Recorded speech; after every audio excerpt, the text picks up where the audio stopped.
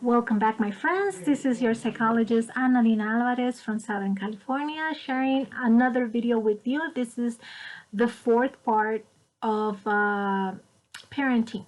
So today I'm going to talk about those kids that are supposedly ignoring you, okay, or they're very distracting and they don't pay a lot of attention when you talk to them. Sometimes they're playing and you keep talking to them and they're not listening, or at least that's what it seems like, because they're totally ignoring you. So how do we make this happen so this can actually so your kids can start listening? So first of all, I want you to kind of analyze if there has been any changes in your kid's life, in the past month or two. I want you to kind of pay attention. What has changed around him? Why is he ignoring me all of a sudden? Why is he not paying attention all of a sudden? And I want you to kind of look around and see, is there any changes? Have you guys moved? Is he going to a new school? Do they have a new sibling? Did somebody die in the family? So kind of look around and see the changes that has been happening in his life, and maybe he is distracted by those things. So I want you to be calm about it and give him a little time. But once you talk to the child and he's ignoring you, and you already talked to him 2-3 times, I want you to come up to the child and go down to their level, like literally physically go down to their level, look at their face, and ask them, okay, listen, I want you to do this for me, and kind of ask them once again to do what you're asking them to do. But you are looking down at their face, at their eyes, and you went down to their level, and you are keeping your cool. You're not losing control. You're not screaming. You're not yelling at them. You're talking to them, but you want to get their attention. So you go down to their level and you talk to them with their name and say, listen, I want you to do this right now, please. And I know that a lot of people think they don't have to ask their kids to do something and say please. I totally disagree.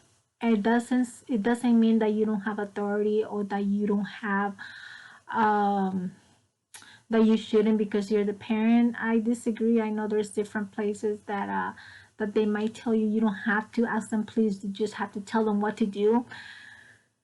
You know what? It's just a different way of teaching. I believe that asking please to your kids is a good way for them to respect you and to love you. So I think asking them firmly and knowing that if they disobey, there's going to be consequences. Yes, you can totally ask them to do it, please. And then at the same time, you're teaching them good manners. So once you come to their level and you tell them what you want them to do, and you're not screaming and yelling, and you're actually very calm about it, if the child at that point still not obeying you, you need to sit him down and tell him what the consequences are going to be. And by this point, if you've seen my last video, my third video, we talk about the consequences. They should already know the consequences by this point. They should already know what's coming. So, but once again, you are going to let him know the reason the consequences are this is because you disobey, not because you're stupid, not because you're dumb, not because you're disobeying. No, it's because I asked you to do something and you didn't do it. So now I want to, this is going to be the consequences, and make sure you actually make the consequences happen. You don't break your own rules. Okay.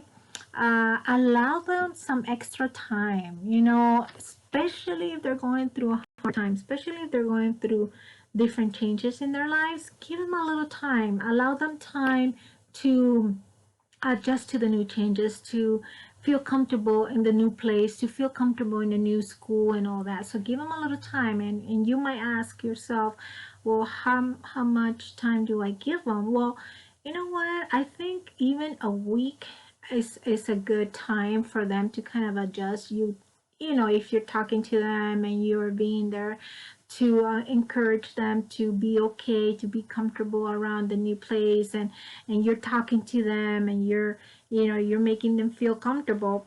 I think a week would be okay, so they can know what's going on and they know what the consequences will be if they're disobeying.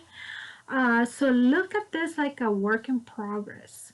Okay, the child is learning new new consequences, new rules, new places, new sibling, new whatever it is. So give them a little time to actually kind of settle in and feel comfortable with the new changes. So, and I know this is a very short video, but I wanted to just give you, you know, some tips on each video so you can put them into practice, making sure that you are that you don't think your child is just ignoring you because he's being bad. No, you know, if the child is ignoring you, it's not because he's bad. There's something going on. So you need to make sure that everything's okay. And if there's those changes, you need to give them a little time to adjust to those changes and help them out, because they're kids. I mean, you're an adult, and sometimes as an adult, you kind of need to adjust.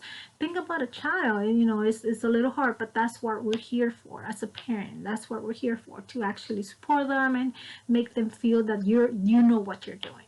Okay, so this is our fourth video on parenting. I hope you like it. Give me a thumbs up if you did, and I will posting my fifth video, I believe, this coming week. So keep make sure you subscribe to my channel so you can get the notifications, and I'll see you next time.